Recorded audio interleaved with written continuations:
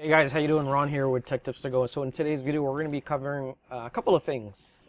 The latest news, which is Producers Market. So like I mentioned, guys, the news doesn't stop. You know, the couple of days we got news about Bayer and Vechain. So it's kind of ironic. You know, I made a video and I just kept saying the news doesn't stop. And then you wake up this morning and it's even not even better news, but this is great news because I'm going to touch on one specific paragraph that kind of makes more things bullish. And for those doubters who've been trolling my page, this one's for you.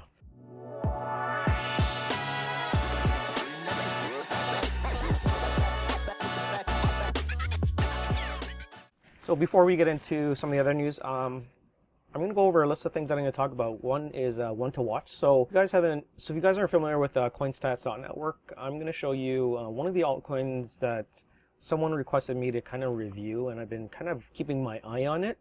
And we'll go through that after we talk about Producers Market. So also another update on Vechain price prediction. So like I said, things can change, and you know, I'm going to talk a little bit about price prediction. I'm not going to give a specific date, but I'm going to get more into it based on a lot of news that has been going on. So the second thing is, you know, did IBM get booted for Vechain based on Producers Market? And we'll get into that in Producers Market. Also, Jason Rockwood's AMA Bootcamp, we'll talk about that when it's coming. And also Vechain stats. So if you guys aren't familiar with Vechain and the burn rate and fireworks, I'm going to give you a brief update on what's going on with that. So let's get into the news. All right, so the latest news when I woke up this morning, it says Vechain enables Producers Market to trace agriculture projects to support underserved farmers globally. Now, this is another great win for Vechain because, like I said, we were, you know, my last 3 or 4 videos, we were talking about medical, hospital, healthcare, right? And then it comes out with another piece of bullish news that is in a completely separate vertical market, right? And we're talking about agriculture and distribution of food. I know that we've been talking about like APAC Providence and all of those other news, but when this comes out, it's great because this is going to be serving like the Latin American Caribbean market. And if you look at the stats below, I'm not going to read the whole article. I'm going to leave a link below, but I'm just going to touch on some key points here. The major engine of global agriculture calls for help. So the LAC, LAC stands for Latin American Caribbean region, accounts for about a quarter of global exports in agriculture and fisheries products, underscoring the importance of trade openness and the global level according to the new OECD FAO Agriculture Outlook 2019 to 2028. The LAC currently accounts for 23% of agriculture and fisheries commodities exports, and by the year 2028, the LAC region will account for over 25%. I know that, you know, if you go from 23 to 25%, 2% is a big boost in terms of total exports. And that's a really big number going from 23 to 25%, especially in this, which is fisheries and commodities. And to continue with the article, blockchain to secure fast and safe food trades. So as a pioneer in transparent agriculture value chains, Producers Market aims to empower farmers by establishing a direct market linkage to incentivize regeneration from soil to economy to society at large with powerful transparency application named Storybird. So this is very similar to DNVGL's like My Story. It's giving that transparency and traceability factor, or kind of like media within Storybird, which is very similar to DNVGL. And the key point here, which I highlighted here, it says powered by Vechain toolchain. The Storybird application collects and uploads authentic product information on the Vechain Thor blockchain, which enables all stakeholders in the trade, including the farmers, processors, added value parties, e-commerce platforms, buyers, and end consumers to validate product origin and trace logistics of delivery. This enables a traceable, visible, and transparent digital marketplace for the agriculture market, which allows for agriculture producers, processors, packers, distributors, brands, and other value-add stakeholders to publicly list organization and product profiles to access global markets. Now, guys, if you're unfamiliar with Producers Market, I'm just going to play this quick 2-minute clip, and we can see what they're all about. We have everything tied together. We have a printer offshore. We have our scale offshore.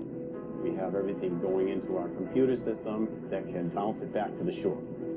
From there, you know, that's where IBM Food Trust comes in place, right? That's the start of the chain. This is a matter of pride for me. It's more than just a job. It's absolutely a matter of pride. I think one of the biggest hesitations with a lot of consumers in buying seafood is a lack of trust. From day one, our idea has been to serve the best quality products to our customers and basically give them the same product that we're going to bring home and feed our families. Scallops is a big part of our core business, so we have fresh programs servicing both the broadline distribution business, especially wholesale distributors, as well as some of the finest supermarkets throughout the United States. What I liked about Raw Seafoods is that it was always quality. You know, they're always looking for doing the right things, doing the best they could. We have a captain like Captain Danny, and we look at the quality and the pride that he has in his work, and he's saying to himself, does anybody see this? What am I doing? Is it worth it to anybody? Absolutely. I want to know everything about these scallops, where they were caught, what were the conditions. Catching good product, taking good care of it, that's the kind of product that I want to bring to the consumer. IBM Food Trust, I feel, is the piece of the puzzle that we didn't have. Sustainability and trust go hand in hand with the consumer today. We look at an industry that was on its back, 20 years ago here in New Bedford. Now we're able to take these dots of connection using the platform. It's a trusted connection, it's got great information, and we're all sharing it so we can increase seafood sales. IBM Food Trust gives it the ability to not only tell the story, but have data behind it to show that traceability from the harvest to the end user. The simplicity of what IBM was able to deliver to us made it very easy for us to onboard it and understand it. I love the idea that we're going to be part of a community, and more than that, it allows us to connect to the ocean, to us, to our distributors, and then to their customers. Now, guys, this is great information because there were some key words that they mentioned, and for the trolls out there who've been saying, no Westerner or no one in North America is ever going to buy from China. People don't trust China. It'll never happen. Well, guys, it's happening. Because this last paragraph that I highlighted, here it is, guys. I'm going to read this for you. The first significant project is D2C, direct-to-consumer, digital platform in the meat and seafood industry that will be traced by Vechain toolchain from the various product origins around the Americas to consumers' homes in the United States. So, guys, you guys say it'll never, no one will ever work with China in North America. Well, I think this is Jason Rockwood's project, and, I think he's making things happen. I think in the near future, we're going to see more collaborations between IBM and Vechain work together between maybe this cross-chain platform that Sonny was talking about, right? So I know Sonny kept talking about cross-chain, and we all know that IBM has kind of like a private blockchain enterprise solution, and maybe this is a cross-chain that Sonny's talking about, which will enable like public blockchain with IBM's blockchain. And people in the Reddit forums and social media are saying, well, I think IBM was booted for Vechain, but to be honest, I don't think that's the case, because like I said, in our company, we've worked with like 3 big vendors. For example, we work with Accenture, High Jump, and then our company. But all 3 of us, we all compete against the same thing: software and WMS, DMS solutions, WMS solutions, application solutions, all software-based solutions for enterprise like supply chain. So it's pretty normal to see this kind of work that's going on, because, guys, there's just like so many fish out there in the market. You can't tackle every project. You just have to work together and see what best fits, because maybe the private database on the supply chain enterprise solution needs to be private for some customers, but for the consumer side, maybe it needs to be more public. And that's where I think Vechain toolchain kit is probably coming into play. But this is great news because it's coming to Americas. We're expanding in these different vertical markets, plus North America, the US, which is great. So and like I always says, this makes me more bullish every time I hear news. And I wouldn't be surprised if another piece of news comes out tomorrow and keeps me busy doing the videos. But I hope you guys do appreciate the videos I make, and if you can do me a favor, just subscribe and follow me on Twitter as well. Now, if you look at the Producers Market, I'll show you on the Producers Market Partners page. If you look at the Partners page, And like I mentioned, I think they've got multiple blockchain enterprise companies kind of working together. And as you can see, they've listed Vechain, IBM Food Trust, and then Holochain, right, which is another competitor in the enterprise supply chain space. So this is great news because it's like I said, it's normal. We're going to be seeing that a lot. You know, a lot of enterprise supply chain companies working together on different solutions, right? I know there's some other European companies out there that have a strong European presence with supply chain. But the thing that I love about Vechain specifically is we're touching a lot of different areas. You know, China especially, Europe, France, now the US. So I just think more and more is coming, and I think maybe more needs to come to Canada. All right, so for the next piece of news, I'm just going to do a quick summary on this. So ones to watch out for. So in my next video, I'm actually going to talk about 2 underrated coins, which I think are going to, it's going to be pretty successful in the near future. So on this one, this is called coinstats.network. If you haven't been to coinstats.network, I've been using it a lot lately. And just, for that introduction of the coin and then the transactions on the blockchain of what's going on. So as you can see, the top performers with the TX transaction adoption score, the higher the score, the better. And as you can see, VET is number 2, but Stellar is number 1. And as you can see, so you have EOS, and we all know that EOS has a lot of like fluff transactions. So this is saying there's a lot of spam that's going on. So it actually makes it look like if you ever go to Blocktivity and see the amount of like transactions on the blockchain, but what is it filled with? It's just filled with like garbage, right? Or fluff. But as you can see, Stellar here has no spam, but also they have a high transaction score, 78. EOS is number 1, but you can see with Stellar, there's nothing. And what it does is actually compares the transaction score against the market cap, right? And if you look at it, the market cap is 1.37 billion. So I've been taking a quick look at Stellar. Pretty good price, but I'll do a more detailed analysis and review of Stellar.